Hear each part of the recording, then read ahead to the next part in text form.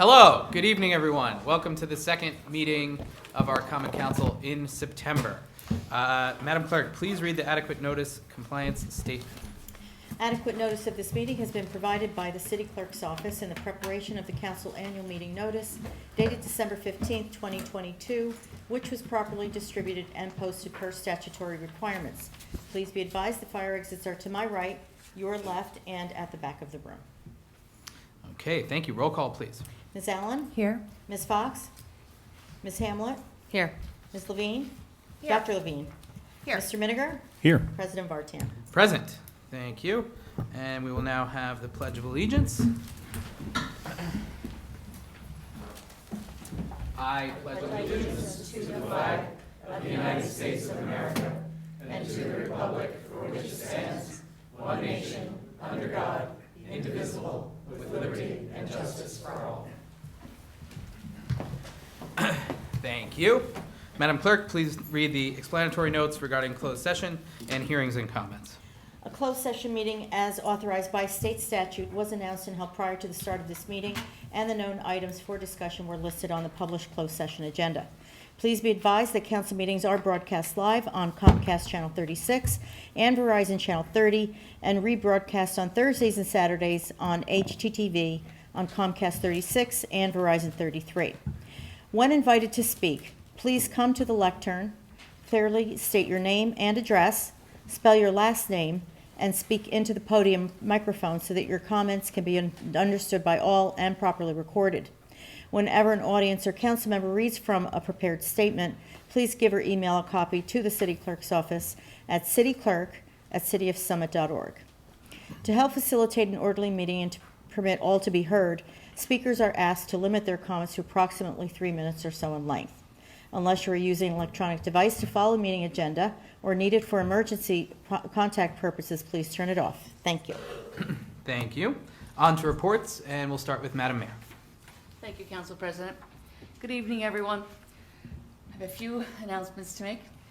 The City of Summit Shade Tree Advisory Committee and Reeves Reed Arboretum are announcing the Summit Eco Action TikTok Fest to be held in October 2023.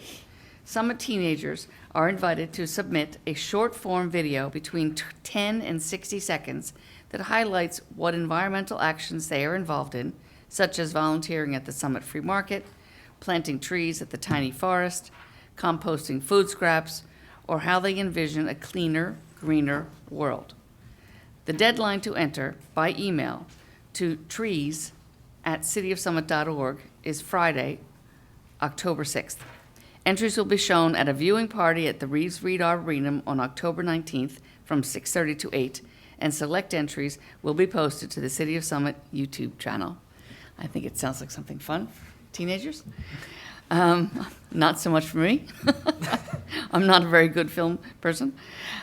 Summit Police Department is currently hiring school crossing guards for days that school is in session, Monday through Friday, from 7:45 a.m. to 8:30 a.m., and again, from 3 p.m. to 3:45 p.m. Uniforms and training are provided by the Summit Police Department. Crossing guards earn $50 a day and are eligible for an incentive bonus for maintaining perfect attendance during the school year. Applicants must be 18 years of age or older, provide their own transportation to and from their crossing post, and pass a background screening. Applications are available at the police department or on the city website. Please contact the Traffic Bureau at traffic@spdnj.org with any questions. In the coming weeks, we will transition to a new emergency alert system as our provider, SwiftReach, has been acquired by Smart 911. We are committed to ensuring a smooth transition and maintaining your safety as a top priority.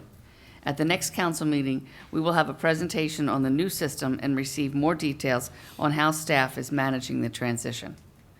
I have been told by our communications office that the city will host a workshop at City Hall on Wednesday, October 11th from 5 p.m. to 7 p.m. for anyone in the community that needs assistance signing up.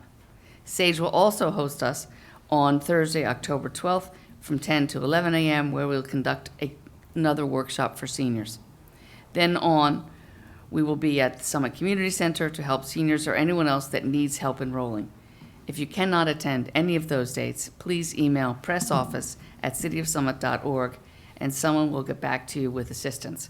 And we're probably going to have something like this as one of these workshops as well at the library, potentially the Connection, the Y, just to make sure that anyone who needs help signing up digitally can do so. We wouldn't be doing this but for the fact that SwiftReach was acquired by Smart 911.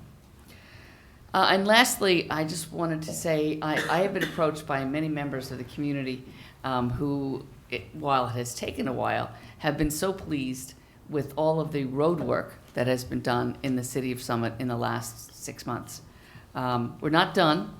I don't think you're ever finished with doing road work.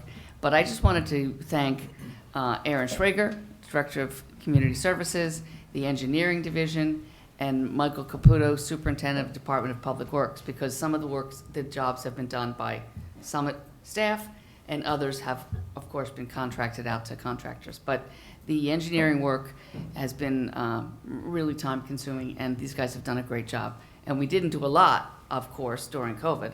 And a lot of the PSE&G, JCP&L, New Jersey American Water, they really did a lot of work over the summer and the last 6 months digging up our roads. So it's been a long process, and I'm very grateful for all the time and effort that you guys all put into this. So please convey my thanks, and I'm sure that of all the members of council to your staff.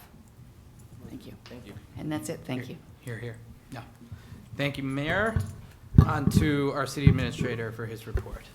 Thank you, Council President. Good evening. To tie into the mayor's comments about infrastructure, over the next week, PSE&G crews will be replacing mains and services on the following streets in Summit: Pearl Street between Ridgedale Avenue and Baltusrol Road, and Morris Avenue between Ashwood Avenue and Shunpike Road. Road closures and detours will be in effect, and Summit Police will be on site to direct traffic. Work will take place Monday through Friday between the hours of 7 a.m. and 5 p.m., weather permitting. The next Summit Free Market event is next week on Friday, it's this week on Friday, September 22nd from 12 p.m. to 2 p.m. at the transfer station. Stop by and drop off any unwanted yard sale quality items and browse other donated items. It's all free. Residents must have a permit to access the transfer station to attend. Permits can be purchased online through the Parking Services Agency, cityofsummit.org/parking. Visitors will now be limited to 60 minutes at each Summit Free Market event. For more information on the Summit Free Market, please go to summitfreemarket.org. And then lastly, residents are invited to help the Summit Free Public Library celebrate its 150th milestone anniversary by entering a contest to design a logo. The contest is open to people of all ages. Submissions will be accepted through Wednesday, October 4th, 2023. Summit Free Public Library staff and trustees will judge the artwork. Please go to summitlibrary.org for contest rules and more information. Thank you, Council President. That's all I have. Okay. Thank you. And on to my report. I'll be quick. Many thanks to SDI, the Elks, and all the organizations and volunteers who were involved in making Arts and Cars such a wonderful event again this year. SDI has also continued Summit Street Sounds into the fall here and continues to make our downtown a wonderful destination. September is National Preparedness Month and an opportunity for the city to further raise awareness about the importance of emergency preparedness. Summit's emergency management team is encouraging residents to take steps to protect themselves and their families by planning to reduce the negative impacts of potential disasters. Resources are available at ready.gov and on the City of Summit website at cityofsummit.org. And of course, as Mayor Radis mentioned, please sign up for our emergency alerts from Smart 911. Thank you. That concludes my report. And we're on to a proclamation. Madam Mayor. Thank you. I would like to ask Patricia Black and Linda Seelbach to meet me at the podium.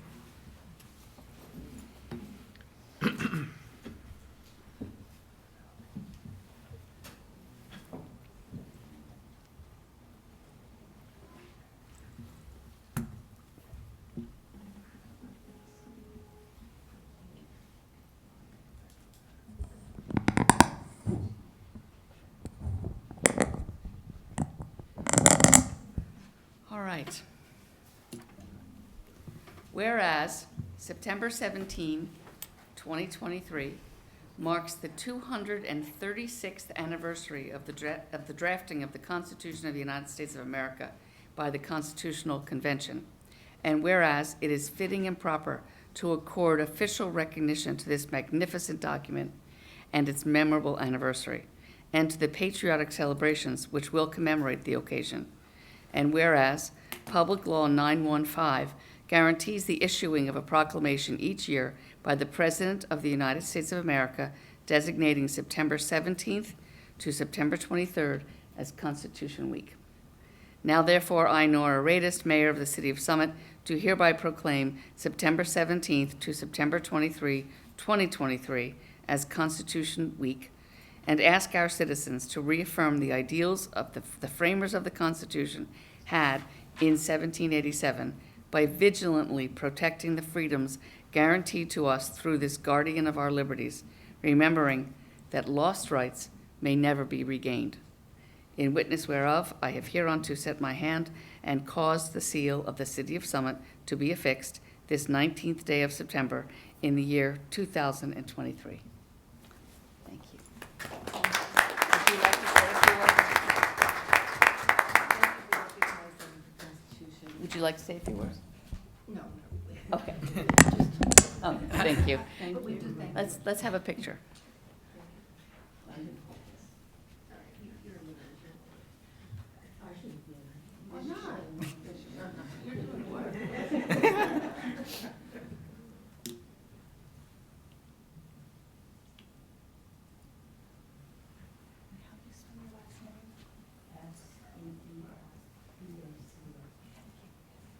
Thank you, ladies.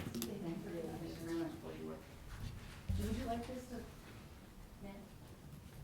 Yes, thank you. Thank you. Okay. Well, thank you.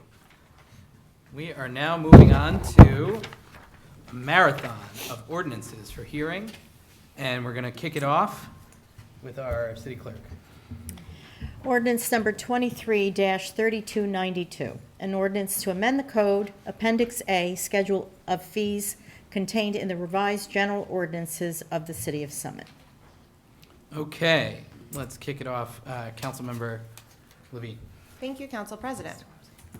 Ordinance number 23-3292 amends the schedule of fees for various permitting processes. The Department of Community Services has completed a comprehensive review of all fees associated with the permitting process and has compared them to neighboring municipalities. Some changes were made as the fee ordinance hadn't been reviewed in many years. Some examples of changes include establishment of a lead paint inspection fee, increase in the cost of a permit fee for installation of a swimming pool, clarification to the zoning permit fee, fee for a fence that will increase from $40 to $50, just to give an idea of orders of magnitude. Pardon? I move to open the hearing for this ordinance. I will second that, and I will go ahead and open the hearing. Let's start with council members first. Nope. Members of the public? No? Okay, I think we're going to go ahead and close that hearing. All right, thank you very much. On to the second one, Madam Clerk. Ordinance number 23-3293, an ordinance granting renewal of municipal consent to Comcast of New Jersey 2 LLC to construct, connect, operate, and maintain a cable television system in the City of Summit, County of Union, New Jersey. Okay, Councilmember Hamlet. Thank you, Council President. This is ID number 23-3293. This is an ordinance granting the renewal of a cable franchise agreement with Comcast for the next 10 years. This has been approved by the Office of Cable TV with the BPU. I would like to make a motion to open the hearing. I will second that, and our hearing is open. Council members first. Members of the public. Well, Rosie, would you like to give a quick synopsis of what this is so that you can... Sure. I'm not doing a good job explaining it, so Yeah. in case anybody's it's relative. interested, in case anybody's interested, Rosie has done a lot of work on this, so. Okay. It was a good explanation. Well, the credit really goes to Ron Kavanaugh, our assistant counsel. But, So every 10 years, we are to review and consider the franchise agreement with Comcast Cable. They're our cable provider. And after reviewing any possible changes with the agreement, which there are none here, it has to be submitted to the Office of Cable Television at the BPU. They review it, and then they send it back, approved or not approved. And in this case, it was approved. And so the only real substantive change in that ordinance is that because we now have HD equipment in the room, we were hoping that Comcast would consider giving us an HD channel so that we would have a better quality output of our broadcasts here in the council chamber.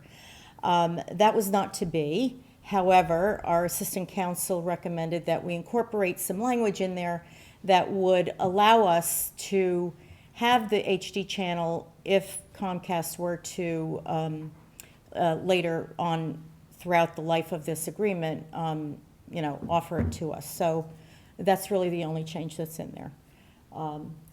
That's it. Thanks, Rosie. My forehead doesn't need to look any shinier on TV, so that's fine. We'll take HD when it comes. Okay. Any other comments from members of the public on this one? Okay, I think we're going to close that hearing, and moving on to the next one, Madam Clerk. Ordinance number 23-3294, an ordinance amending the code, Chapter 7, Traffic, Section 7-8, Parking, subsection 7-8.6, all-night parking prohibited, except for certain municipal streets with multiple dwelling units of 10 or more units, and subsection 7-25.4, regulations. Okay, thank you. Councilmember Hamlin. Thank you, Council President. This is ID number 23-3294. The purpose of this ordinance is to allow the residents of Bavor Avenue Condominium Association on Bavor Avenue and Bavor Place to park overnight on the street due to the lack of an off-street driveway for these residences. There is no on-site parking on the premises because the driveways do not exist. Residents will be subject to paying parking fees, which is $100 per quarter. After careful consideration and review by the city solicitor, we are requesting that the residents of strictly Bavor Avenue Condo Association be able to park on Bavor Avenue and Bavor Place overnight from the hours of 3 p.m. until 8 a.m. after prepaying, as I just mentioned, the normal overnight rates for overnight parking. I would like to make a motion to move the hearing. And I second. Okay, the hearing is open. Comments from members of council? Okay. I have a comment. Yeah.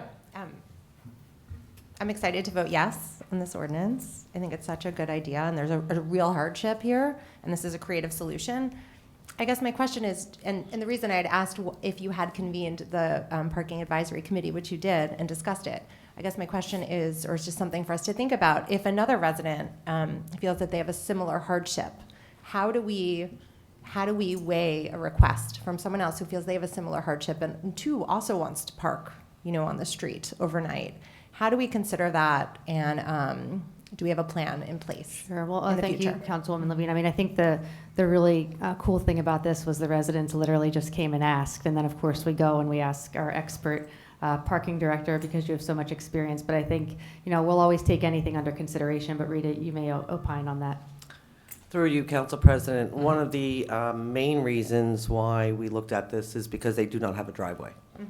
I checked with our longstanding zoning officer here in Summit, and they are the only location that does not have a driveway. But like Councilman Delia Hamlet said, we will consider any request. We may not be able to approve it, but we will take any request from any resident at any time. Thank you. You're welcome. Excellent. I'm having I think, been on the parking committee a few years ago when we started the overnight parking. I'm a big fan of this because there are some places where it's just very hard. It's hard to have a car and be able to park it overnight. So I think this is a good thing for us to be able to do. And on this case-by-case basis, I think when there's other instances when it comes up, we hear a lot about the apartments on Woodland Avenue also. So, if it's going to be safe and everybody can weigh in on that process, I think we should, can and should move forward with those other requests, one at a time as they come. Yeah. Thank you, Council President. Generally, I would be no for parking on the street because of snow and, weather-related issues. I also think of it as a safety issue because, just numerous cars parked on a street generally at night is not something I would support. But this is a hardship. We went to see the residents, and looking where they have to park at the middle school, that's also a safety issue at night. Coming home from work late, coming home from school, or what have you, in the middle of the night from the middle school, really prompted me to say that I thought this was a very good idea for them, especially separately with the hospital there as well, that you couldn't park in front of your own house with the hospital. So those were the two reasons that I really feel like this is a good decision. Okay. Other comments? Council President, through you. It's important to note that this is also in conjunction with some other ordinances that are coming up. So this works because of the handful of ordinances that are passed tonight, hopefully. Okay. Comments from members of the public? Come on up. Just a reminder to give us your name and address, please. Yeah. Hello, everyone. My name is Ryan Minkin. I live on 10 Beauvoir Avenue, as well as up with me are other members of the Beauvoir Avenue Corporation who live on different numbers of Beauvoir Avenue as well.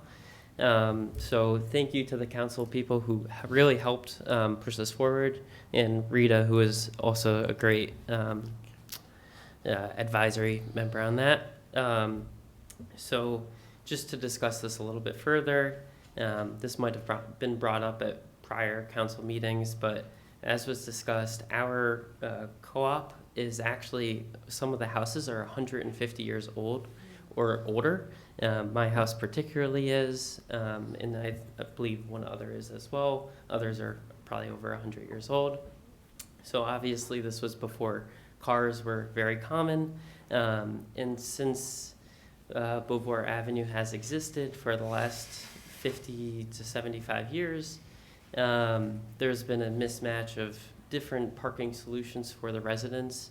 The current sort of solution that has been in place since I moved in was to park at the Sampson lot, which is at the middle school, which is about a block away.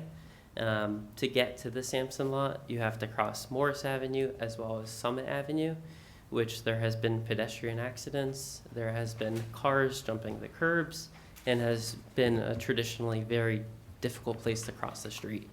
As we have members of our co-op who are a little bit older, as well as young children, it's been a very dangerous proposition to park our car a block away and walk across those two streets to get to our house.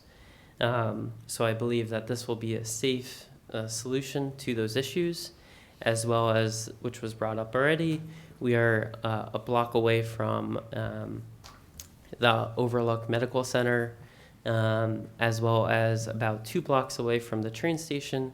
So there's often people who are staying overnight at the hospital, as well as visitors who might be traveling into New York City or other places who might be parking on the street as well.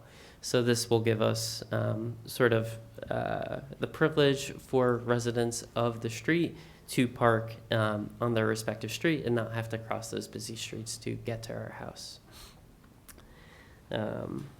Those were about all my comments that I had. Thank you. Okay. Other comments from members of the public? I think we'll close the hearing on that one. Very good. On to the next one, Madam Clerk.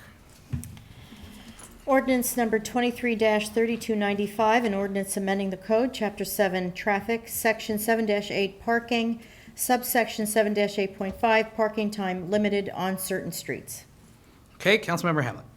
Thank you, Council President. This is ID number 23-3295. The purpose of this ordinance is to remove the meters on Beauvoir Avenue and limit the parking to 5 hours from Morris Avenue to Walnut. The meters on Beauvoir Avenue and Beauvoir Place have been 12-hour meters for a very long time. To deter non-resident commuters or hospital employees from parking on Beauvoir Avenue and Beauvoir Place, we're recommending the removal of meters and making a 5-hour time limit on those streets. Many times, as we just had mentioned, these are taken up by hospital employees or non-resident commuters. Sorry, that's it. I'd like to make a motion to open the hearing. And I second. Okay, the hearing is open. Comments from members of council? Comments from members of the public? Sure. Hi, everyone. Ryan Minkin, 10 Beauvoir Avenue. Just to discuss this a little bit further, as previously mentioned, there's often hospital visitors, hospital employees, as well as commuters parking on Beauvoir Avenue.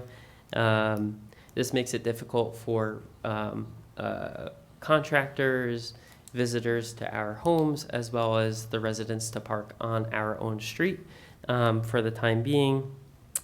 And essentially, this will give the privilege to the residents, as it is a residential street, for us to park on the street. Okay, That's everything. thank you. I just have one question. Sure. After the, when the Yeah. public is done. Other comments from members of the public? Thank you. Question? Through you, Council President.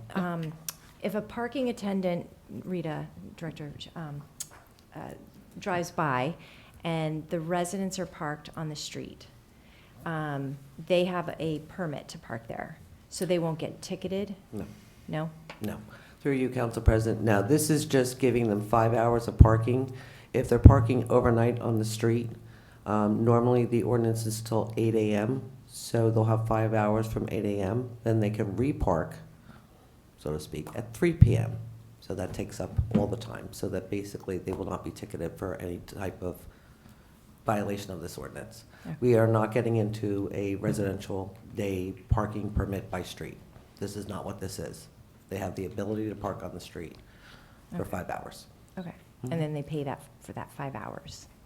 They pay The for it? 5 hour, now, on this particular ordinance, during the day, the meters are being removed. So Got it. they'll have Okay. free 5-hour parking. Okay, Mhm. thank you. Okay. Other comments? Let's close the hearing on this one also.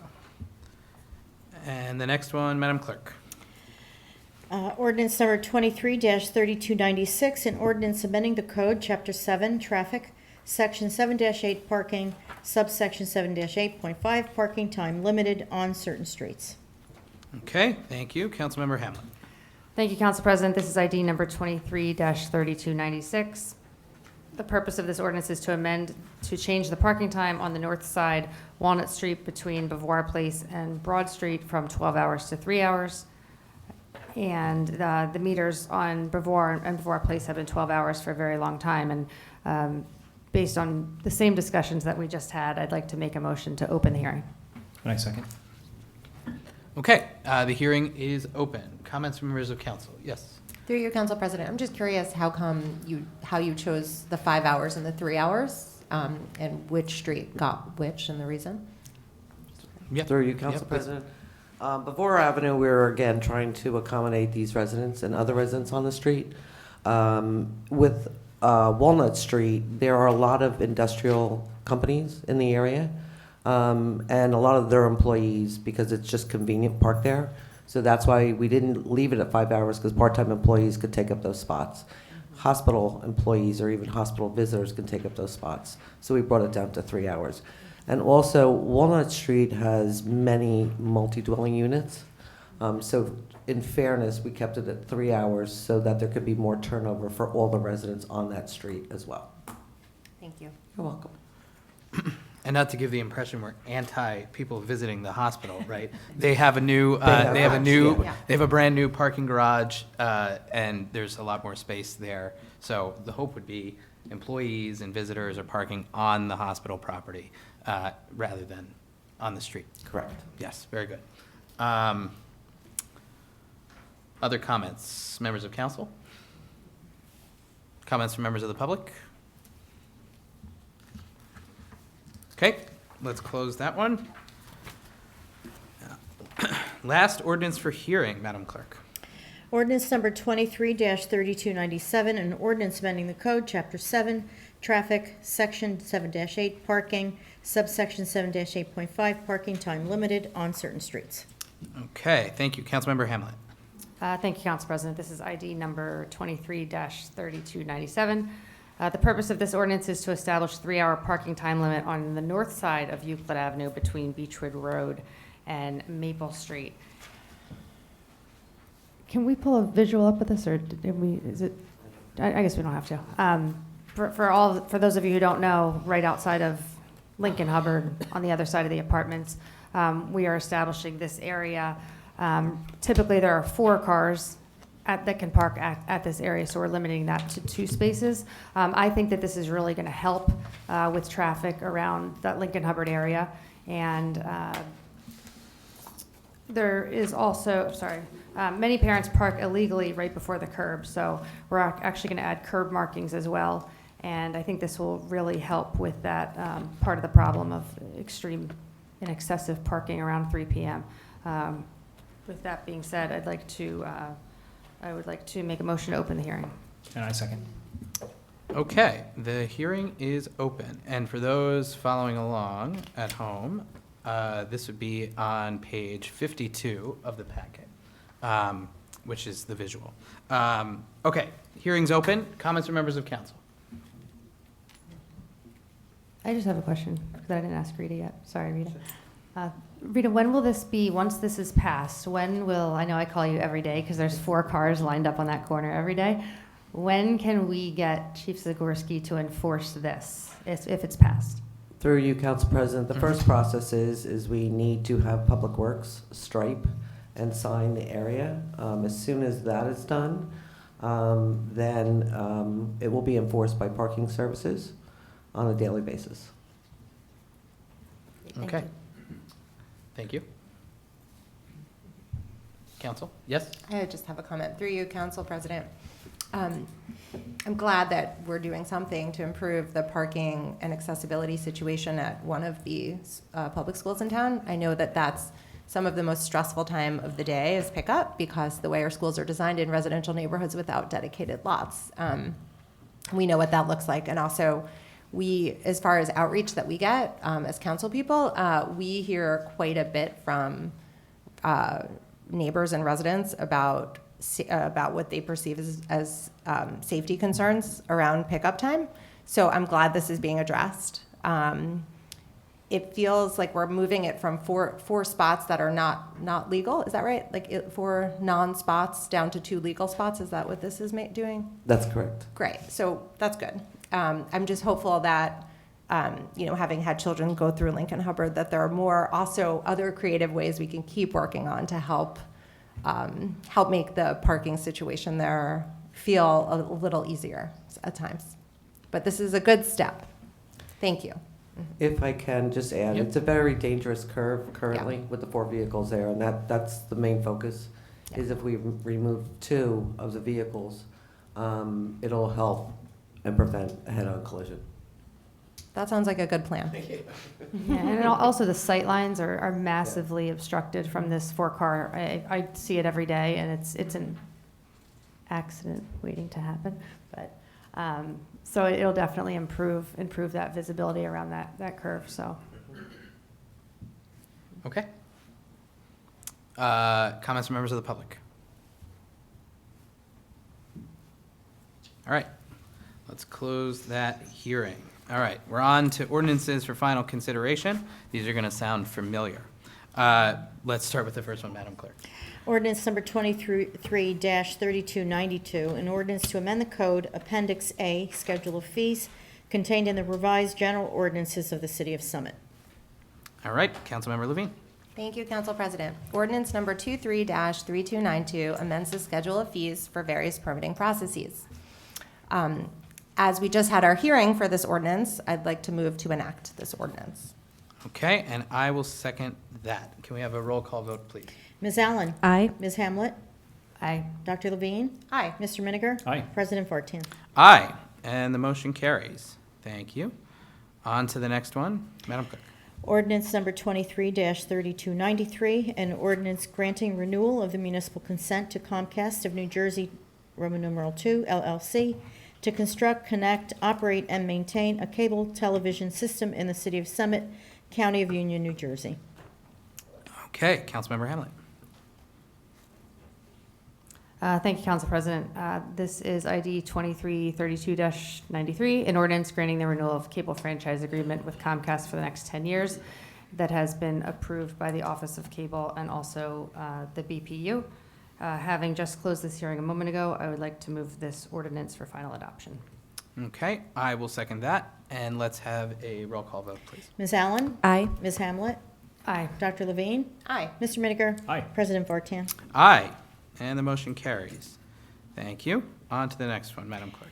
Ordinance number 23-3294, an ordinance amending the code, Chapter 7, Traffic, Section 7-8, Parking, subsection 7-8.6, all-night parking prohibited except for certain municipal streets with multiple dwelling units of 10 or more units, and subsection 7-25.4, regulations. Okay, Councilmember Hamlet. Thank you, Council President. If I may ask, Rosemary, do you want me to repeat everything? No. I can just No, say, Just say you just had the hearing on this. so I can On skip all ordinance those number. words? Okay. Thank you. That's just so we can let everybody go home early. Okay, sorry. When you're learning, you can just ask dumb questions, right? Thank you, Council President. This is ID number 23-3294. Having just closed this hearing a few moments ago, I move this ordinance for final adoption. And I second. Okay, let's get a roll call vote on that, please. Ms. Allen? Aye. Ms. Hamlet? Aye. Dr. Levine? Aye. Mr. Miniger? Aye. President Vartan? Aye, the motion carries. And on to the next one, Madam Clerk. Ordinance number 23-3295, an ordinance amending the code, Chapter 7, Traffic, Section 7-8, Parking, subsection 7-8.5, parking time limited on certain streets. Councilmember Hamlet. Thank you, Council President. This is ID 233295. Having just had the hearing a few moments ago, I would like to move this ordinance for final adoption. And I second. Okay, roll call vote, please. Ms. Allen? Aye. Ms. Hamlet? Aye. Dr. Levine? Aye. Mr. Miniger? Aye. President Vartan? Aye, and the motion carries. Thank you. On to the next one, Madam Clerk. Just flip this page here. Ordinance number 23-3296, an ordinance amending the code, Chapter 7, Traffic, Section 7-8, Parking, subsection 7-8.5, parking time limited on certain streets. Okay, Councilmember Hamlet. Thank you, Council President. This is ID 233296. Having just had this hearing a few moments ago, I'd like to move this ordinance for final adoption. And I second. Okay, roll call vote, please. Ms. Allen? Aye. Ms. Hamlet? Aye. Dr. Levine? Aye. Mr. Miniger? Aye. President Vartan? Aye, and the motion carries. Last one, Madam Clerk. Ordinance number 23-3297, an ordinance amending the code, Chapter 7, Traffic, Section 7-8, Parking, subsection 7-8.5, parking time limited on certain streets. Councilmember Hamlet. Thank you, Council President. This is ID number 233297, and having just had this hearing a few moments ago, I'd like to move this for final adoption. And I second. Alrighty, roll call vote, please. Ms. Allen? Aye. Ms. Hamlet? Aye. Dr. Levine? Aye. Mr. Miniger? Aye. President Vartan? Aye, and the motion carries. Excellent. Thank you very much, everybody. All right, we now have one ordinance for introduction, and Councilmember Fox is chair of the Safety and Health Committee, but is not present this evening. I will introduce this one and the resolutions from the Safety Committee later. So the purpose of this, I'm sorry, you have to read it first. You hurt my feelings. I know, and I made a note here too that says Rosie. Okay. All right. Ordinance ID number 10649, an ordinance amending the code, Chapter 7, Traffic, Section 7-8, Parking, subsection 7-8.7, parking prohibited at all times on certain streets. Okay, thank you, Madam Clerk. So now, the purpose of this ordinance is to prohibit parking on Morris Avenue between Bedford Road and 175 feet south toward Norwood Avenue. After an engineering and safety investigation, it was determined that this would enhance safety by improving the line of sight. I move this ordinance for introduction, and the hearing for this ordinance will be held at our next meeting on the 3rd of October. And I'm looking for a second from this direction. And I second. Excellent. Thank you very much. And roll call vote on that, Thank you. please. Ms. Allen? Aye. Ms. Hamlet? Aye. Dr. Levine? Aye. Mr. Miniger? Aye. President Vartan? Aye. Excellent. All right. On to resolutions. We have, where are we here? Resolutions. Okay, so the first one under Law and Labor, the new council member for Ward 1. So per our discussion in closed session, we're going to bump this resolution to the next council meeting also, which will happen on the 3rd of October. So we're going to skip that one for now, and we're going to move on to the second one, Councilmember Hamlet. Thank you, Council President. This is ID number 10643. As discussed in closed session this evening, this is to authorize the use of sick leave with pay within the Department of Community Services Division of Public Works Roads Unit. I would like to make a motion to move this resolution. Okay, I will second that, and we'll open it up to conversation from members of council. Comments from members of the public? Okay, all those in favor? Aye. Any opposed? The motion carries. Excellent. On to finance. Councilmember Miniger. Thank you, Council President. This is number 10639, and this resolution certifies the 2022 audit review. This resolution is an annual occurrence as required by the state of New Jersey that we certify the local finance board that members of this governing body have reviewed that audit for 2022. For the 3rd year in a row, our city's professional staff under CFO Tammy Baldwin has achieved a comment-free, recommendation-free audit, which is a very good thing. Congratulations to CFO Baldwin and to the city staff who worked on this for achieving this for the 3rd year running. I move to adopt this resolution. I second. I'll add my comments. I'll add my congratulations. Comments from members of council? Yeah. I'd just like to say congratulations as well. True professional, Tammy. Congratulations. Comments? Yeah, Sorry. I just want to say thank you, Tammy. sure. You're amazing. Comments from members of the public? Yes.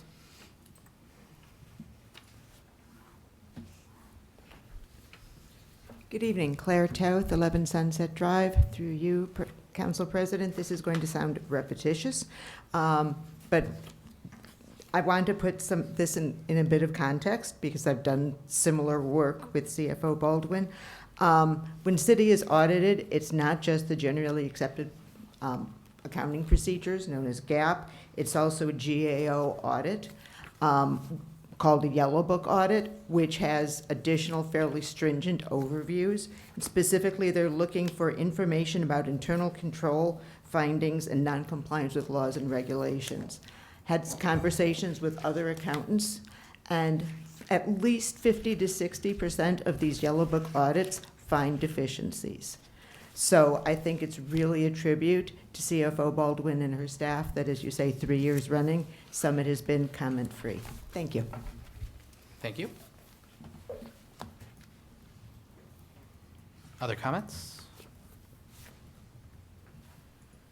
Okay. I think we're ready to vote on this one. All those in favor? Aye. Aye. Any opposed? The motion carries. Excellent. On to the next one, Councilmember Miniger. Thank you, Council President. This is number 10666, and this resolution authorizes the issuance of bond anticipation notes in an amount not to exceed $5,131,000. This year's capital budget funds were appropriated by a unanimous vote at our June 20th council meeting, and these notes are to temporarily finance the many improvements across the city that came from that capital budget. As a reminder, among those capital projects approved were 100% of the requests from police and fire departments, including the ALPR system for use by our police to help prevent car thefts. The projects also include Maybe Playground, improvements to the stormwater drainage system, road repairs and resurfacing projects, and crosswalk and pedestrian safety improvements. I move to adopt this resolution. I second. Okay. Comments from members of council? Okay. Comments from members of the public? All right. All those in favor? Aye. Any opposed? Motion carries. On to the next one, Councilmember Miniger. Thank you, Council President. This is number 10662, and this resolution authorizes the issuance, sale, and award of the notes associated with the Summit's portion of Phases 5 and 6 of the Joint Meetings Facilities Flood Mitigation Project. These notes will represent $1,700,000 and $665,000 respectively, 90% of which FEMA will reimburse us for. This project ensures that this critical component of our infrastructure is ready for major storm systems of the future. I move to adopt this resolution. I second. Okay, comments from members of council? Comments from members of the public? Okay. All those in favor? Aye. Aye. Any opposed? Motion carries. Next one, Councilmember Miniger. Thank you, Council President. This is number 10647, and this resolution authorizes the cancellation of improvement authorization funds, or small portions of appropriated funds that were not used. These funds will be put back into the capital improvement fund, the capital surplus, or bonds and notes authorized but not issued as appropriate. This is a good accounting practice, and I move to adopt this resolution. I second. Okay, comments from members of council? Comments from members of the public? All right, all those in favor? Aye. Aye. Any opposed? The motion carries. Last one, Councilmember Miniger. Thank you, Council President. This is number 10670, and this resolution authorizes the accrued time payout for retiring Fire Department Lieutenant Joseph Mochello, effective November 1st, 2023. I want to congratulate Lieutenant Mochello on his upcoming retirement and thank him for his years of service to the city. I move to adopt this resolution. I second.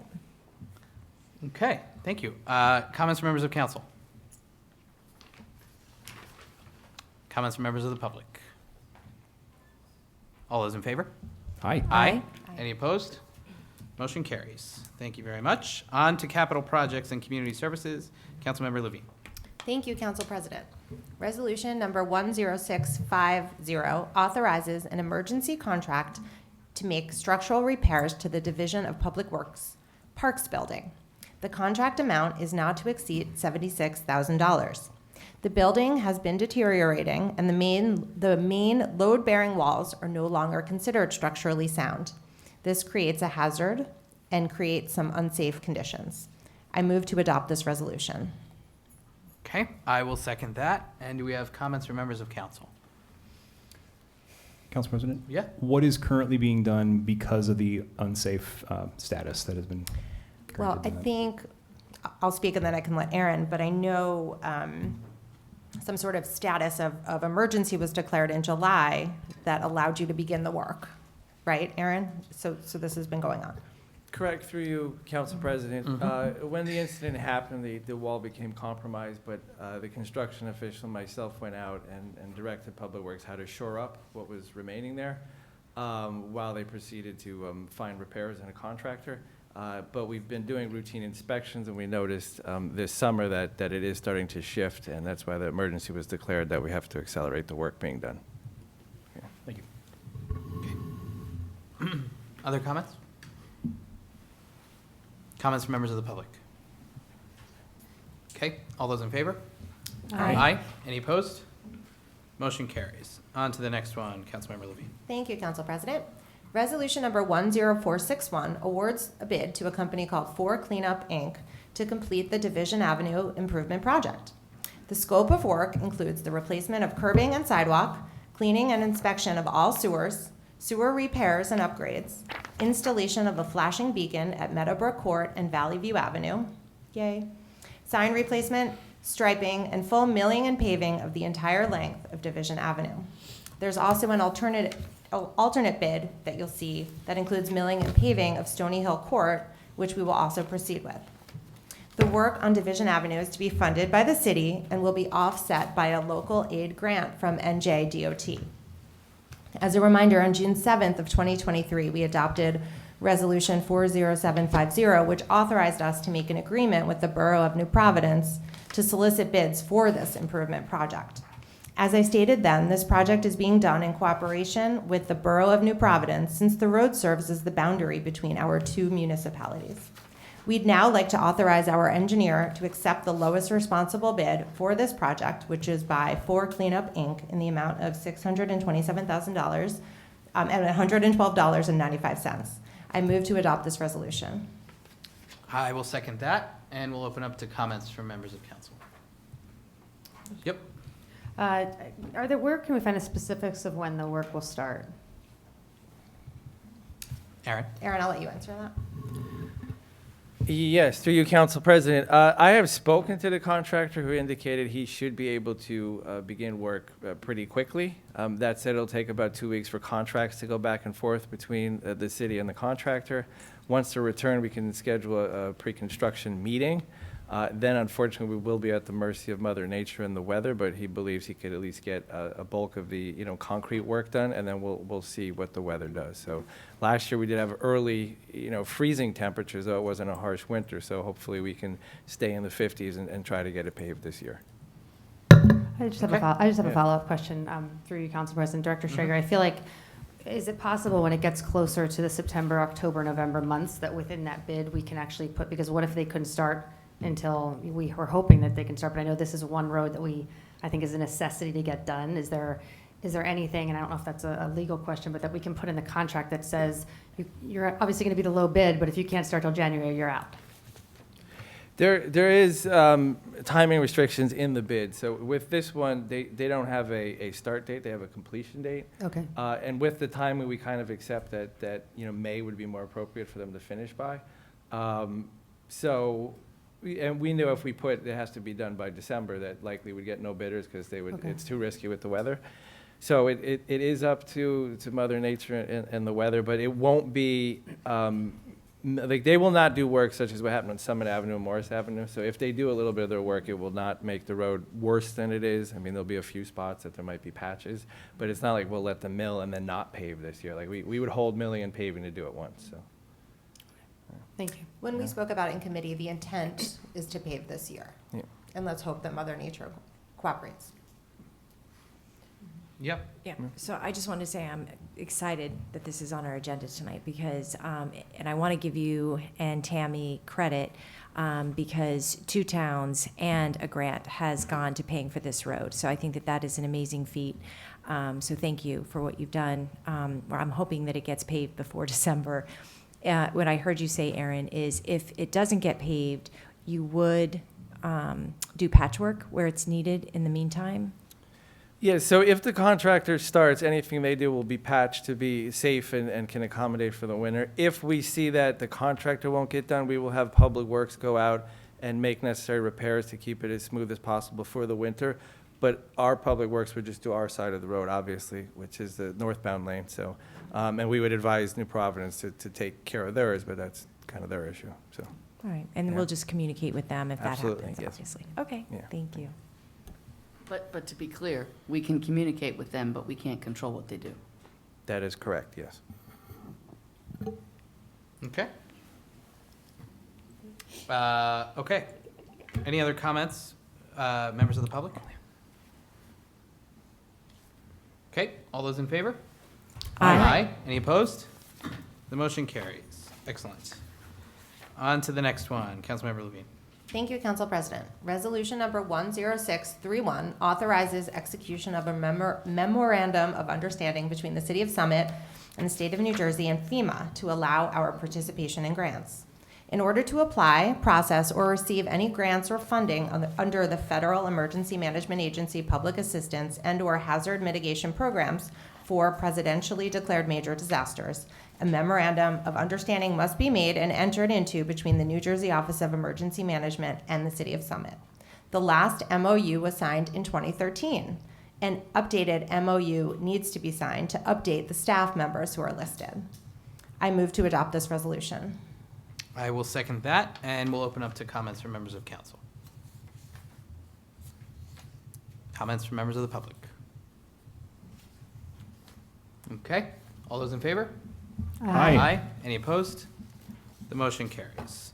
On to the next one, Councilmember Levine. Thank you, Council President. As discussed in closed session, Resolution number 10651 appoints John Redstone to be our new fire subcode official. to replace Joe Michello in his retirement. I move to adopt this resolution. Okay, I'll second that and open up to members, comments from members of council. Comments from members of the public? All those in favor? Aye. Aye. Any opposed?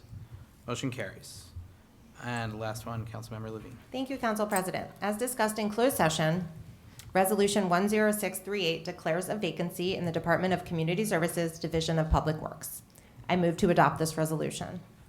I second that, and we'll open it up to comments from members of council. Comments from members of the public? All those in favor? Aye. Aye. Any opposed? The motion carries. All right, on to safety and health.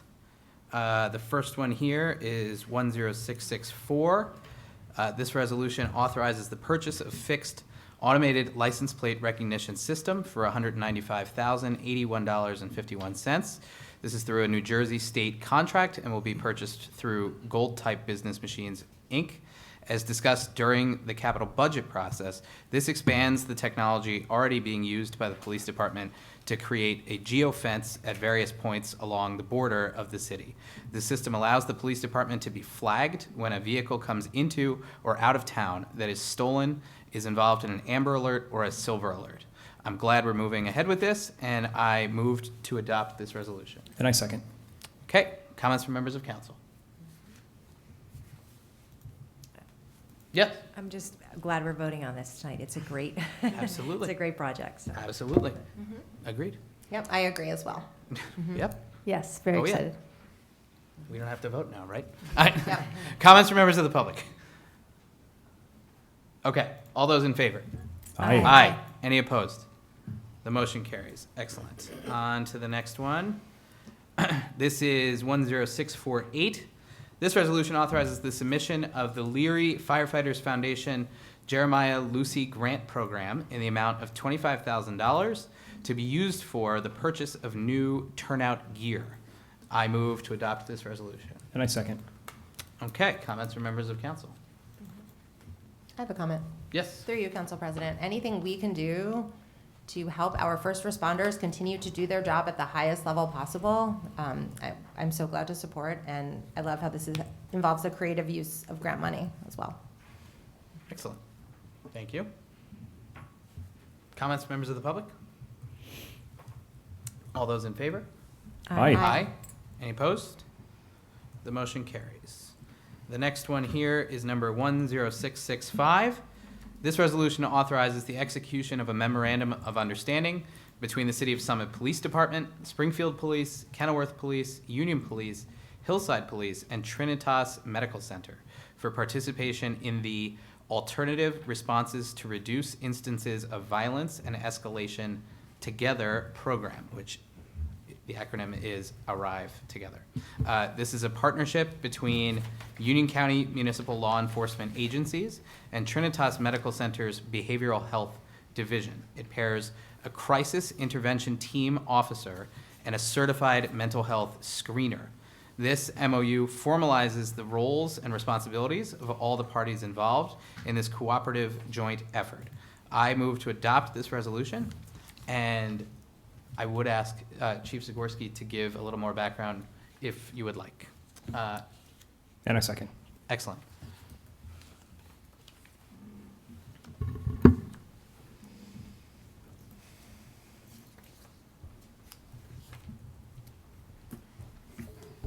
Good evening. You guys are flying tonight, so I don't want to take up too much more of your time.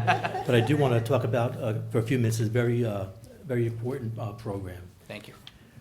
Council President, I'm pleased to announce that the Summit Police Department has made a decision to participate in the Arrive Together program. Arrive Together is a highly regarded program aimed at providing a compassionate response during 911 emergency calls involving a mental health crisis.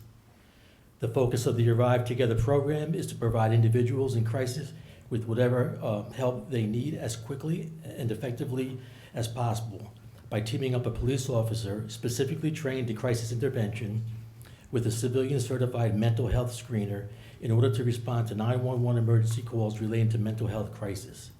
The officer and the crisis worker literally arrive together. Both are in plain clothes and arrive at the call in an unmarked police vehicle. During the encounter, the mental health screener takes the lead. This focused approach both supports the individual facing a mental health crisis and protects the responding officers. The intention is to get the person in crisis the proper help they need as quickly as possible, while also preventing escalation and facilitating any necessary de-escalation. This program is critically important.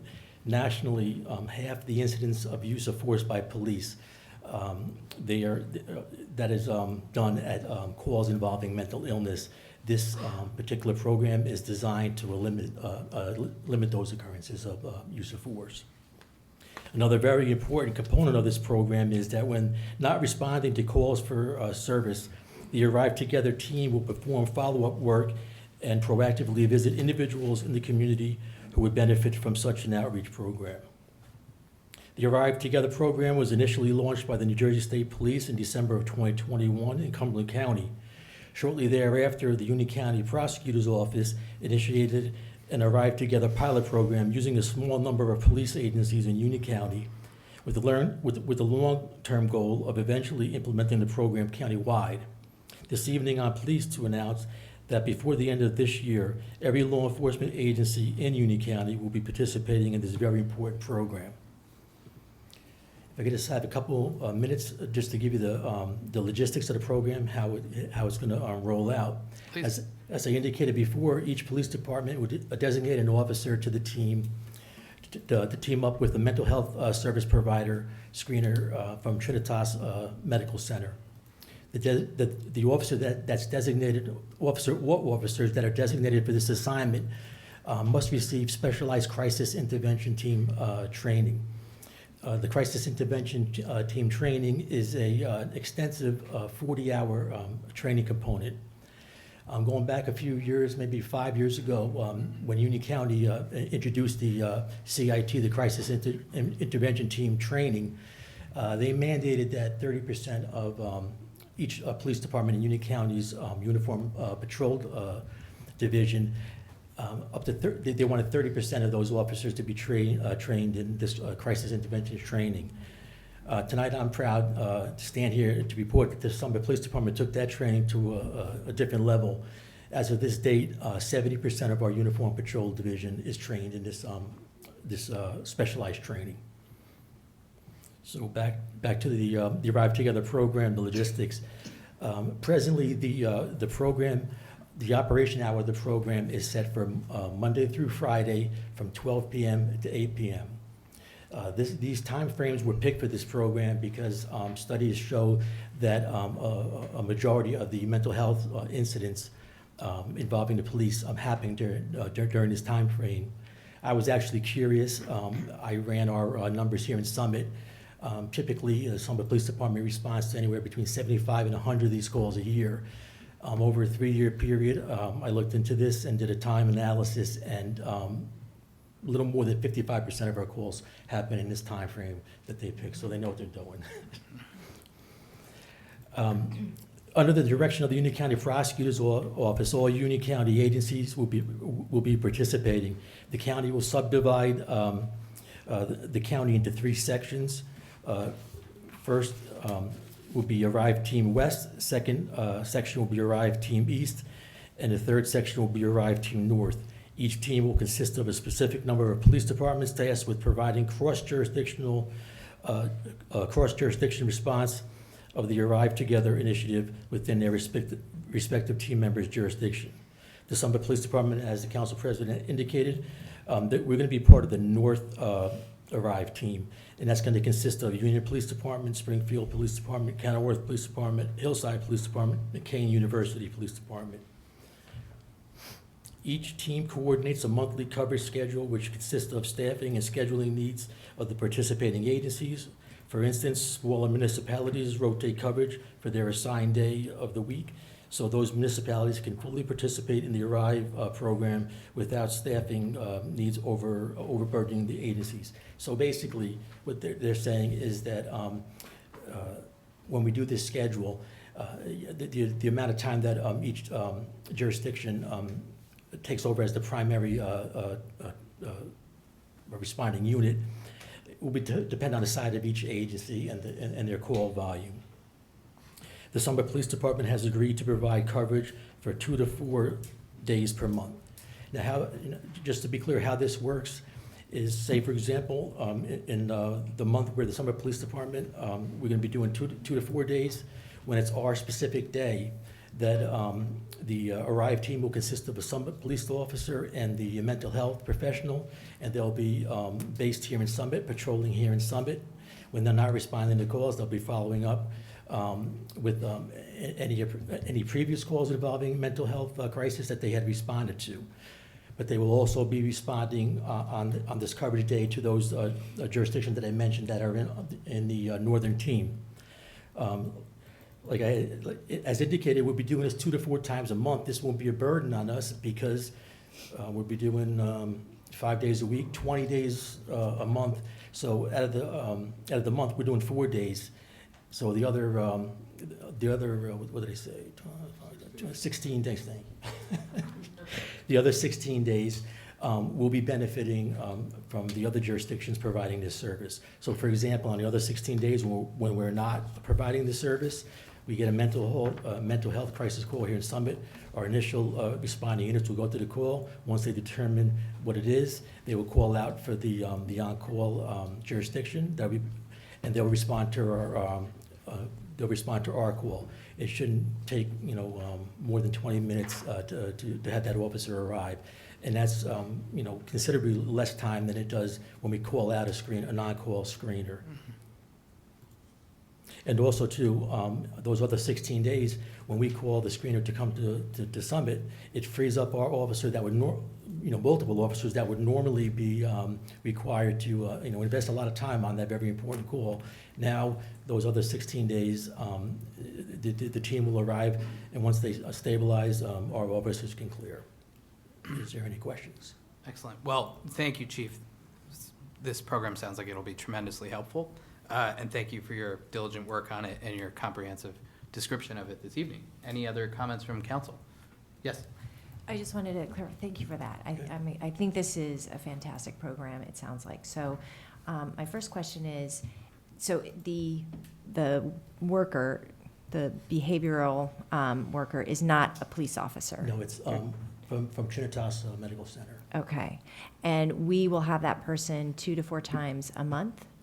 No, we will have access to that person Monday through Friday from 12 to 8. That person will be in our town patrolling 2 to 4 times a month with a Summit police officer. In the car? In the car. Okay. But the other 16 days when they're not here in Summit, when we do get a call that we need them, we call them and they respond from the jurisdiction that they're patrolling in. So they're available to us Monday through Friday at 12 to 8 p.m. Okay, and so say they're in Kenilworth, Right. and there's a call, and you call that individual, they'll drive to Summit Yes. on that call, okay. Yes. And is there some kind of protocol around arriving at the same time as a police officer? The timing, No, I'm there's just a curious whole, about the there's a timing. whole SOP that each participating law enforcement agency has to produce, and that covers the safety issues involved. The civilian mental health person won't be allowed to go in until we stabilize the scene. Okay, and I assume they have several people at Trinitas versus just one person. Is it someone that's rotating with everybody? Like, do they have rotational? I don't know, Provided. how they're gonna schedule that, but there's a pool of them. But for the most part, Okay. you're gonna be working with, a pool of the same individuals. So they're gonna become familiar, with the cases that, because quite frequently we have to deal with the same people over and over again. So these mental health professionals and also the officers from other towns will learn. When we go to other towns, we'll become familiar with the people that they deal with, and vice versa. And do they have to go on the call with the CIT trained officers, or does that, so if you have a mental health, I'm assuming a call comes in, Mm-hmm. you guys decide that it's a mental health issue on that call, right? You do a screening of some sort. When the call comes in, we will respond as normal with our uniform patrol. Once we stabilize the scene and determine it's a mental health crisis that would require the expertise of the ARRIVE team will be called. Okay. Okay. I think this is great. Thank you. Thank you. Other comments? Yep. Just a couple quick comments, Chief. I don't know if you mentioned, I was looking at the pilot data from the initial, I think there was 350 cases. So if anybody wants to look at the pilot data from that, it's actually pretty impressive when you look at the drastically reducing the use of force in having these folks out. The one thing I would want to mention is if we haven't done it yet, I would just recommend that we coordinate with Bridges, because I think it's going to be really important that they are included in this conversation as well. Just as mental health, obviously, I just think that might be an important. I know we're going out for a lot of mental health calls for our unhoused individuals as well, so maybe that would be helpful. Also, too, when the response to the ARRIVE team arrives to a specific call, we use the same reporting module that we use for use of force, benchmark analytics. Each call, they're going to enter specific data for the call, so that data could be it could be tracked, and it could be, you coordinate with other mental health experts as well. That's great. Thank you. Yep. Thank you, through you, Council President. I always knew there was a heavy clinical burden on what you do in law enforcement, but to hear you quantify it, it's actually quite stunning. And I think this is a wonderful program. I'm glad to have learned about it and excited to see how it can improve outcomes here in this population. So, I mean, Summit Police Department has always been, I think, ahead of the curve in responding to mental health crisis type calls with our training. This is only going to make us better. And, Yeah. Agreed. Thank you, Chief.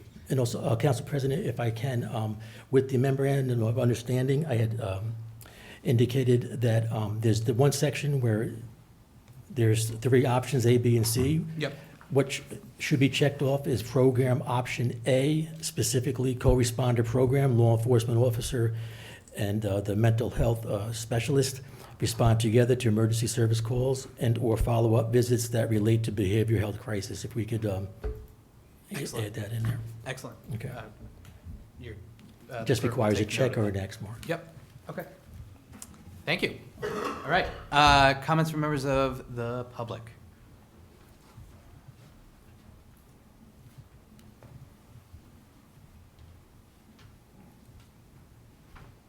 Jamel Boyer, 204 Morris Avenue.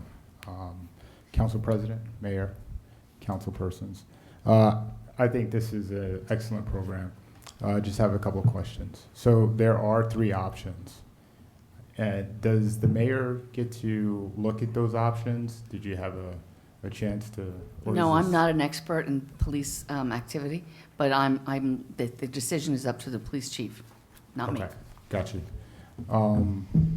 And my other question is, and I think the chief answered it, so for situations where the person that's having issues is a threat to him or herself and someone else, the police will act accordingly to minimize the threat first, right? Of course. Is that, okay. All right, thank you. Thank you. Other comments? Members of the public? Okay, I think we're ready to vote. All those in favor? Aye. Aye. Any opposed? The motion carries. Thank you. And one more from Safety and Health. This one is 10668. This resolution authorizes the promotion of firefighter Matthew Lemons to the rank of lieutenant. I enthusiastically move to adopt this resolution. And I second. Okay, comments from members of council? Comments from members of the public? All those in favor? Aye. Aye. Aye. Any opposed? The motion carries. Congratulations, Lieutenant. Okay, one more resolution, community programs and parking services. Councilmember Hamlin. Yes, this is ID, sorry, make sure I'm on the right one. 10671, correct? Yep. As discussed in closed session, this is to declare a vacancy with community projects and parking services for an administrative assistant. I would like to make a motion to move this resolution. And I second. Excellent. Any comments from members of council? Congratulations to Susan Ring on her retirement, and thanks for her service, 16 years of service to the city of Summit. Agreed. I agree with that. Yes. Comments from? Thank you, Greg. Comments from members of the public? All those in favor? Aye. Any opposed? Motion carries. Okay, consent agenda time. Do we have a motion to approve the consent agenda? Never mind. Sure. We can pull it out after, right? Yeah, we could talk about it, yeah, Okay. after. Let's get a motion first, though. So moved. And a second? Second. Okay, wonderful. All right, what do we want to talk about, consent agenda? I just wanted to pull out a couple. One is 10669. The chief and I meant to huddle up on what this was last week, and I just forgot to call him. So I was just curious what the fire shaft, right? Am I saying it right? Was through your council president. I know there's an addition of 23,000 in that, and I just was curious what it was. I read it and didn't understand it. Chief, you want to talk about the change order for this one? Yes, there's actually two change orders in the resolution. One is for plumbing relocation of a couple of toilets in the bathroom. The big one is for $20,177. Fire rated shaft. So part of our building is calcified at living quarters, our dormitory area, due to some structural steel realignment and the fact that that wall back to the living quarters, we felt it was best to put fire dampers. What fire dampers do is that in case of the fire below us, it shuts off all the duct work and protects the living quarters. So we felt that was the safest option to include that now instead of waiting down the road. So the plumbing change was like a small piece, and the fire. Yeah, so the biggest piece was the fire rated shaft assembly, yeah. Okay, sorry. Thanks for explaining it. I tried to understand it, and I didn't understand it. And Chief's going to be doing a presentation on where we are with the firehouse next council meeting, correct? That's correct. Yeah. And there's likely to be other change orders in the opposite direction coming soon, right? Yeah, we do have a lot, we're working now and we do have a lot of credits back. Even the change order is actually credits back, so, and we'll be going all at the next council meeting. Excellent. Great. Thank you very much. And then I Yep. just wanted to pull out 10645, the West End paving. I was just trying to understand if this, for the West End Avenue, I know we did the paving already, and was it that we received the grant, now we're getting, is it an expenditure? I was just trying to understand exactly the process for the West End Avenue project. Tim? Yeah, through you, Council President. This is usually when we get DOT grants, we get 75% up front, and then when we finish the project, we submit the reimbursement and we get the other 25%. Okay. So this is the other 25%, having completed the work. This is the end of the grant for us. And so the total project for this was 330? I don't know what the total of the entire project was. This is the grant amount, though. Okay. I don't have that on hand. I can get that for you, though. Okay, that's okay. I was running the numbers, it didn't make sense to me, but I think now it does. Yeah, So- so usually it's 75% in the beginning and 25% at the end when we close out. Well, when And we show did the- we finish the paving for that project? Do you know how long ago? 2021, I believe. I guess that's what I was yeah. I was just curious. I was looking at the timing of it, it didn't make sense to me. No, I could just share that the 75% comes very easy. You just send them Okay. the awarding resolution. The 25%, there's so much paperwork and so much back and forth that with that one, especially that overlap with the engineer departing, that it just kind of took longer to get everything together. So, Okay. yeah. Thank you for clarifying. Can I ask you a quick, just Yep. that prompted a question for me. Is that normal that it would take, that 25% would take 2 years? 2 years? No, I can take Go ahead. it. No. Oh. It requires two parts. The project has to be fully closed out, so just because paving and striping might be done, there could be punch list items, certified payrolls that the contractor has to provide for months after. And when you get to that part of the contract, he or she is in no hurry to get the paperwork in because they've basically been paid. So there's just a lot of back and forth, and at that point, we only have retainage, which is a small, which eventually they will come and get, so. But that one was more or less just, there was a few there that we overlapped as the engineering division kind of changed, but I'm happy to report right now, we're basically caught up on all of them, including the 75% for Prospect Street, which was last year's and just awarded. And now with awarding division tonight, we'll submit that tomorrow, and in a couple months, we'll have that 75%. So. Thank you. Good. Any other comments on the consent agenda? Comments from members of the public? All right. All those in favor? Aye. Aye. Any opposed? The motion carries. Excellent. Thank you. We are on to public comments. At this point in the meeting, council welcomes comments from any member of the public about issues that are not topics on tonight's business agenda. If you have a prepared statement, please provide a copy to the clerk, and let's keep it to about 3 minutes.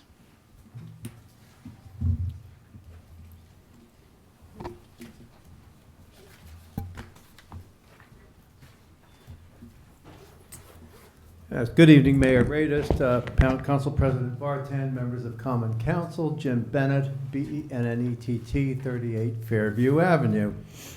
I want to report on my July 20th, 2023 meeting with the then acting city administrator and still the treasurer, Tammy Baldwin, first about an idea that we explored but had to cross off.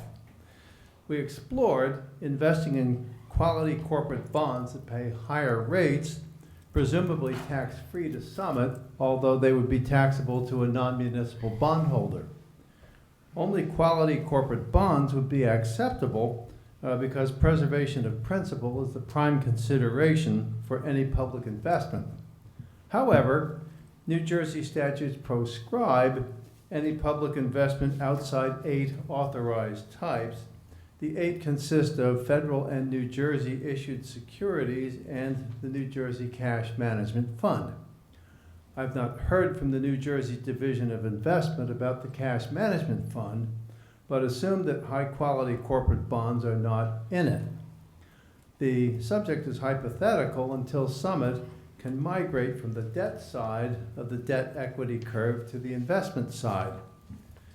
When I last appeared, I proposed getting to the equity side by amortizing the city's $65 million debt through paying down $2.3 million annually. And this paydown was to be in addition to any amortization included in the budgeted debt service. But my meeting with Ms. Baldwin showed how we might be able to go smaller and still get to the same place. The increase in debt service will drop next year and become a decrease in the following years, particularly in 2027. Much of this development is due to the big items, the firehouse and the community center, being finished with no significant capital projects on the horizon. So, if the City of Summit can simply freeze its debt service payments at next year's level for the out years, we can start to see a rapid decline in debt principal without adding or increasing a budget item. But council must resolve to take 2 steps. First, keep debt service at next year's level of slightly over $6.6 million through the out years. Debt service is not subject to the municipal budget cap. Second, keep capital projects at $2 million annually, going higher only to avoid deferring needed items. Council must manage stressors on the budget that come primarily from state-mandated pension and health care costs.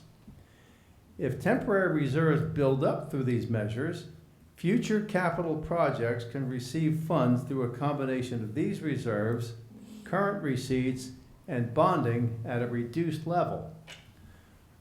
Over time, the city can arrive at a place where it becomes a net investor, not a net debtor. Staying this course calls for resolve and discipline from this and future councils beginning now. But staying the course will sidestep a Fitch-style downgrade that we have seen of federal credit that I submit has been years in the making. I'll ask you to wrap up. Okay. Thank you. I'm coming. I call on council to act now to keep Summit strong as interest rates rise. Thank you. Thank you.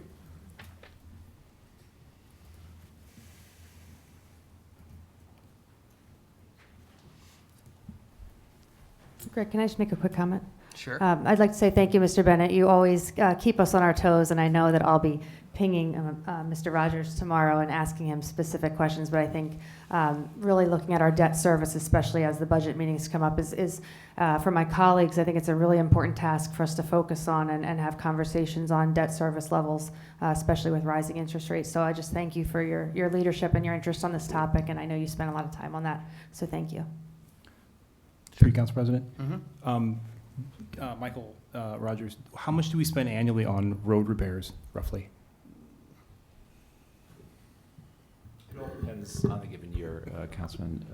I'm just trying to think of what we did this year, which was a low amount, an unusually low amount. But I think it's just under $1 million. I don't remember exactly, but that was low. This is a very low budget. And for some of the reasons that Mr. Bennett stated, we've been in that sort of very difficult process of going through capital projects. There are a lot of needs every year, and we've had to defer and continue to defer, but through a thoughtful process that we go through of what is most emergent and necessary to do in any given year. But yes, debt has always been top of mind for me since I started here, and will continue to be the case for all of us in the coming years. So yes, I applaud your interest in it, because not many people like to talk about debt, but I do. And yeah, that's it. But there's a continuing need, and we must always evaluate those needs on an annual basis. So thank you. Can I say that, Delia, you will find when you have your conversation with Michael about debt, that he has been beating the drum about debt for the 8 years I have been on council.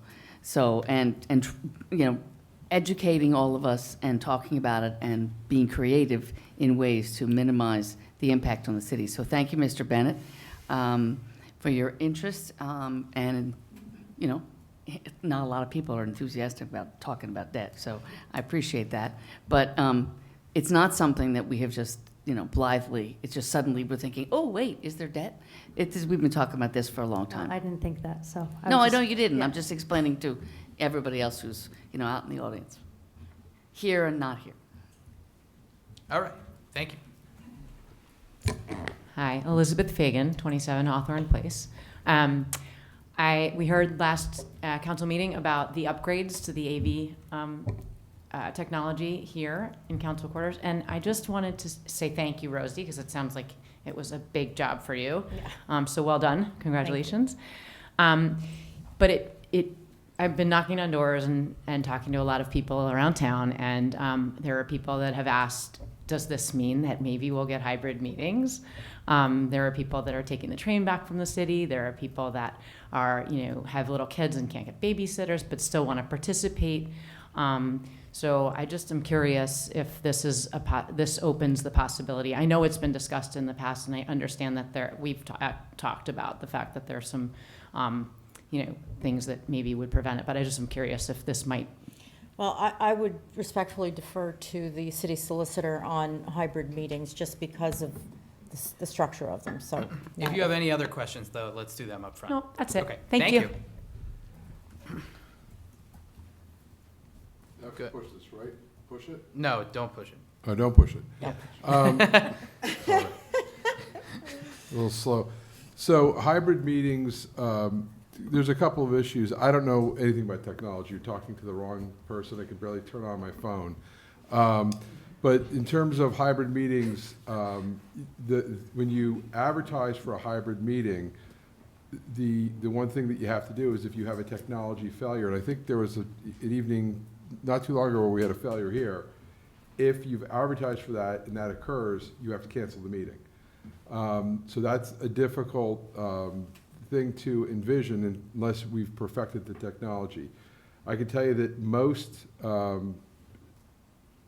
don't really know of, I can't really think of any that are doing hybrids. There's a few that are doing hybrids, but most of them now are getting away from that. What they're doing is they're doing live streaming, so people can watch the meeting, whether it's Facebook Live, I think Zoom has a live thing, but they're not doing the participation remotely. That becomes difficult. and it's, again, just because of the technology. The one thing that we did do is we've did try to anticipate the high definition televisions and that, so if Comcast gets approval for that, then maybe we can get that here. But, I think that your meetings are scheduled, and it's, it's better for folks to be here. It's very, very difficult if you've been in hybrid meetings, and during the pandemic, it was very, very difficult. There was a lot of problems.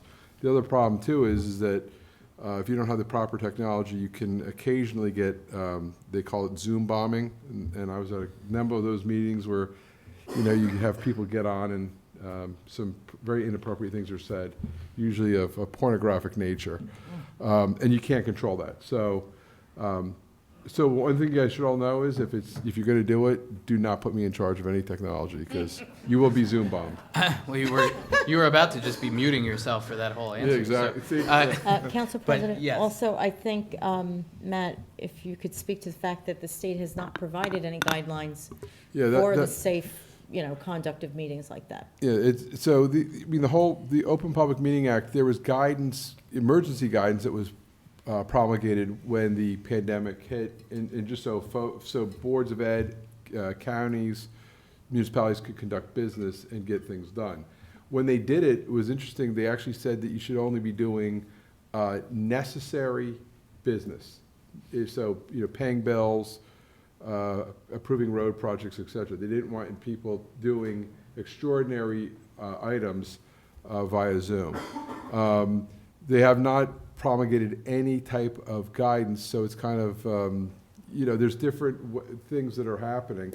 I can tell you that some boards of ed have passed remote policies for members to appear remotely, but they limit it to 2 or 3 times per year. It's usually due to a pressing business need or a health reason.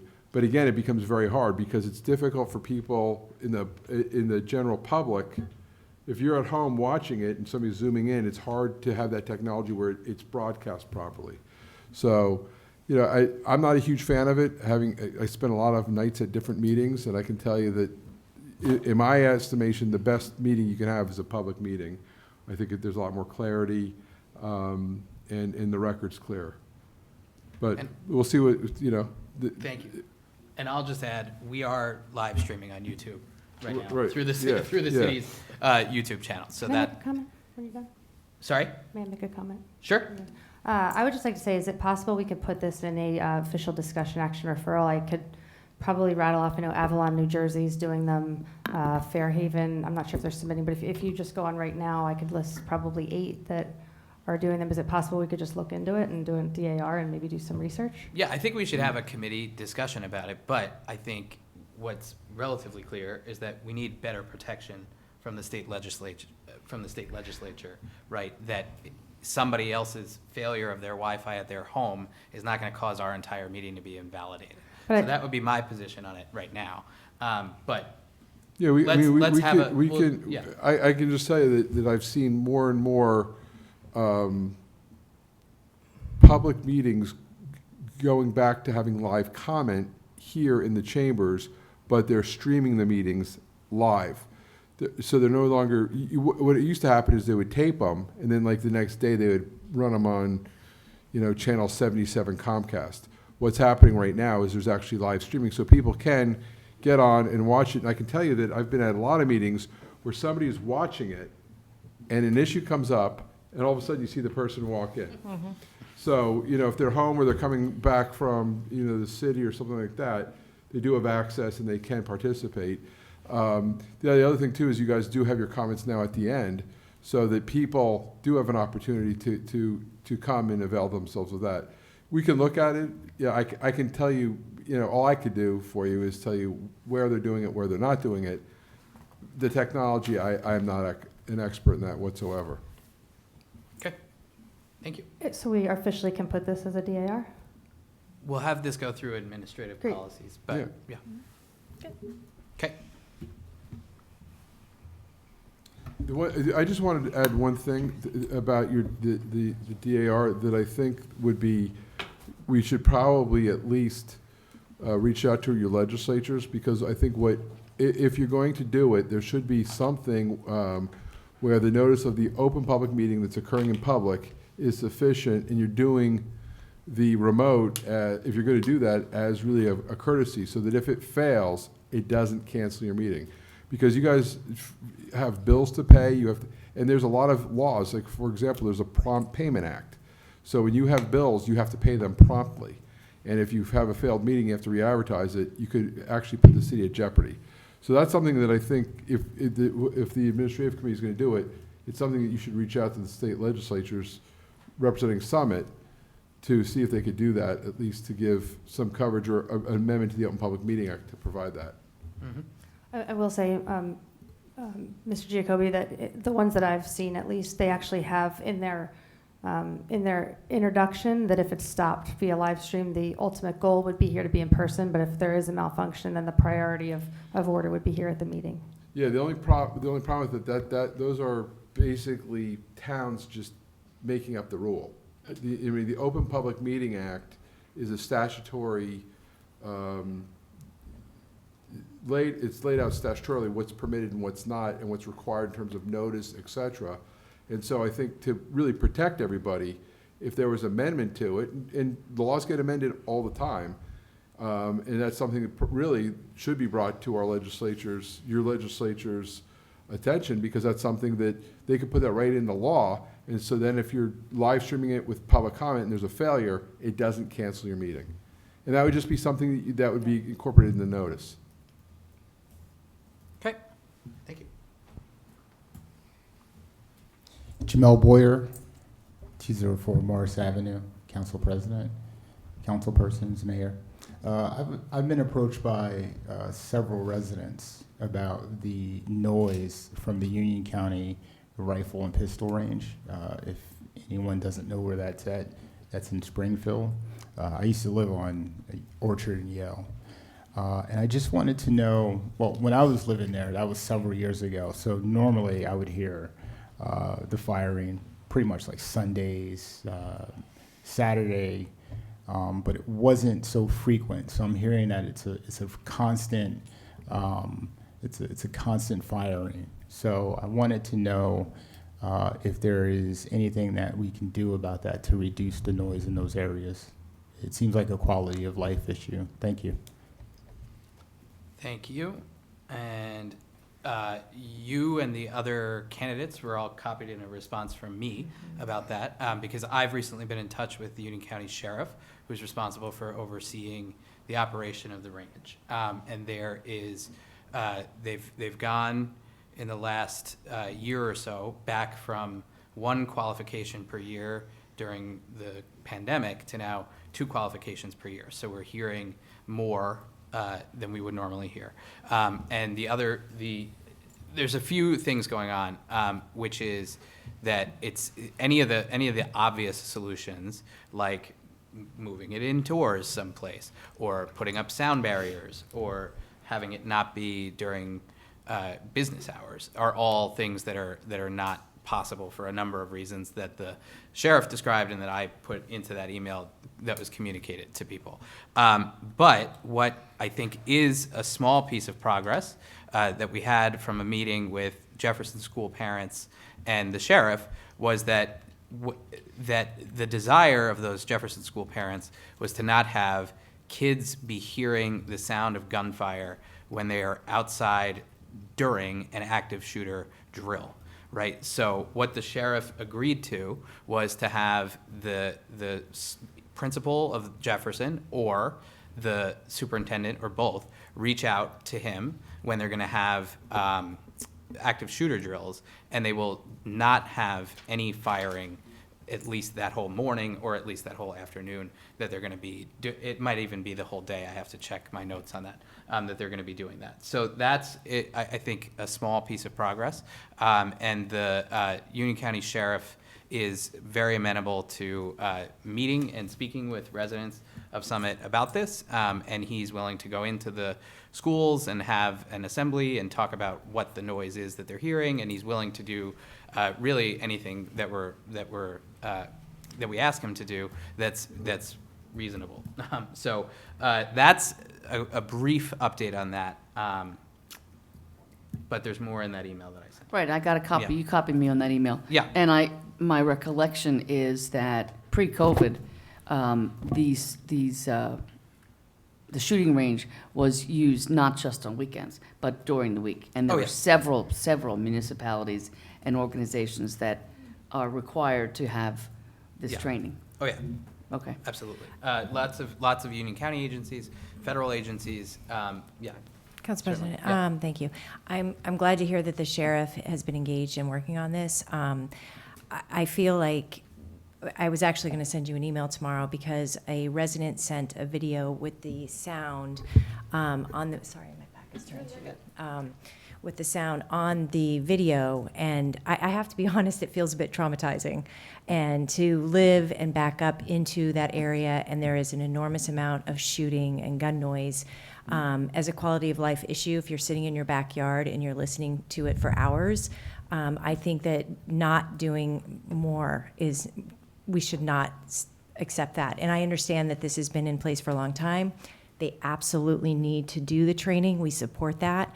But there's a lot of acreage there. And I would say that we absolutely should potentially look at sound barriers of some sort and how that would work. Because when you hear the video, I can't imagine any of us would want to sit. I live there. I hear it every day. Yeah, absolutely. And I get that. And I just want to finish, I'm sorry. Yeah. And having children go in and learn about the noise of gun being fired, I think that's really antithetical to what we discuss as a community. I think it's great that they are they're going into the schools and they're having the children understand what's happening, but I think that is completely against what we've supported, which is the anti-gun discussion at this council. So I just want to say that. Yeah, that was an offer that the sheriff had made. I appreciate not it. something that's happening yet. I just wanted to be clear about that. Okay. But also, yeah, absolutely. I hear it all the time. And I think, the main challenge of the sound barriers is that they've been proven not really to work at all. So I think there's a lot of options that continue to need to be explored, but this was just a very good first step that takes And is there a time frame? I'm sorry, I just really want to push this because it seems pretty significant. Is there a time frame that they can't shoot during the day? Like, is there an ordinance that we can put in place? I feel like not doing anything is not going to be an option. But it's not the city of Summit's property. Right, so this is in, But it's a noise. It's in Springfield, and it's operated by the Union County Sheriff. So you've got the email from me also, right? So we should engage in a longer conversation about that. And we can bring the sheriff in, and we can have a longer conversation about it. Yes. Very good. And just so you're clear, noise is governed by the DEP, and noise ordinances are specific to the municipality. So if this is in Springfield, it would be Springfield, but there are exceptions for law enforcement and things like that. But I think in other places I've been, you work with the sheriff cooperatively, and sometimes they can regulate the time of day it is, and so there's less disruption. You're not going to eliminate it, but less disruption. And just so folks know, the double qualification not only applies to police officers and sheriff's officers, it also applies to retired police officers and all the SROs that are in schools now, which are all retired police officers. They all have to qualify twice a year. So in the qualification, I forget how, I think it's like they have to shoot like 40 or 80 rounds of bullets twice a year just to qualify to carry a gun.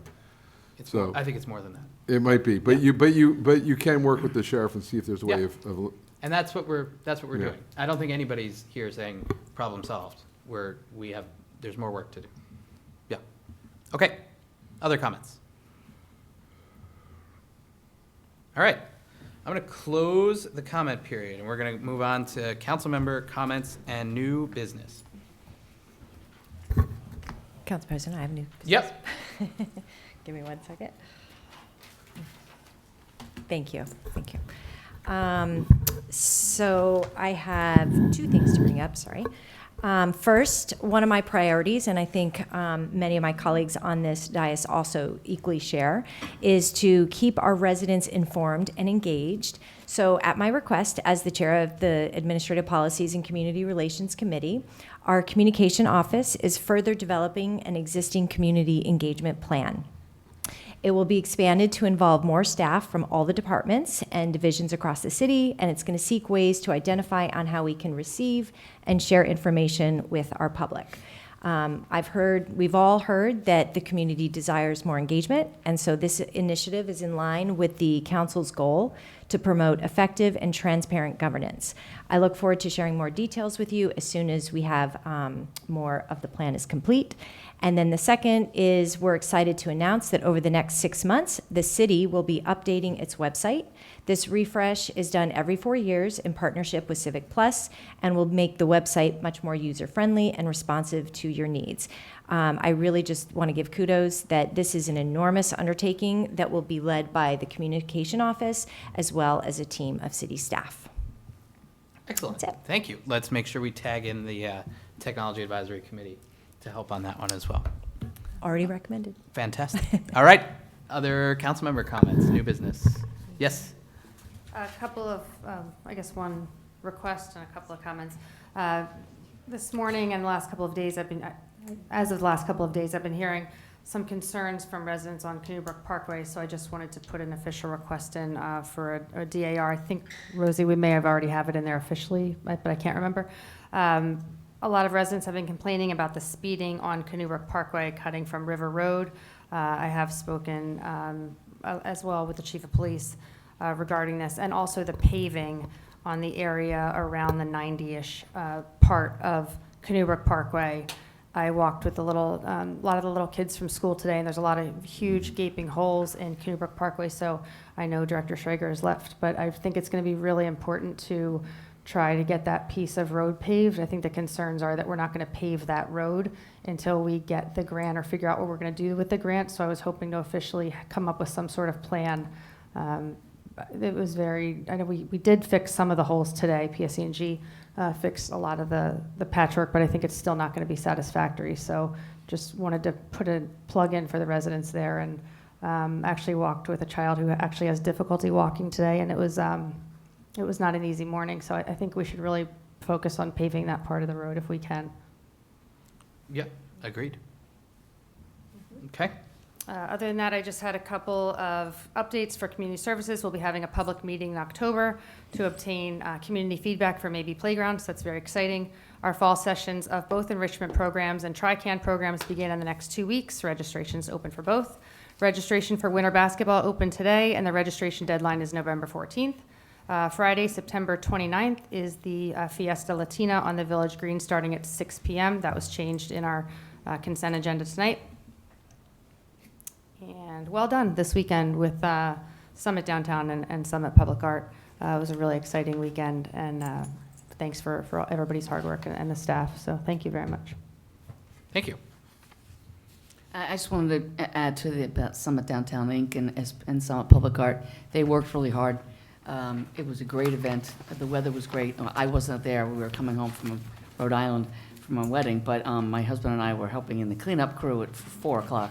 And there were still a lot of people roaming around. But the DPW guys and the Summit Public Art staff and volunteers and SDI worked really hard. So I just want to make sure we give them a good thank you and shout out. One other thing I forgot, the Chinese American Parade, Chinese Association was this weekend, and that was fabulous as well. Wonderful food and fun, so I forgot to mention that, but thank you. Picnic. The picnic, yes. What did I say? Parade, picnic. I was there. It was a picnic. Okay. I do want to say the cars and arts and cars was great this weekend. Excellent job, and the police did a great job too. Yes. Okay. Is that it? Everybody good? Motion to adjourn? Can I have one? Thank you. And a second? We're so bad at this. Can I get a second? Second. You can't second yourself? Oh. Who's Oh, the she second? said no, James said Oh, no. okay. All right. All those in favor? Aye. Any opposed? We're adjourned. Thank you.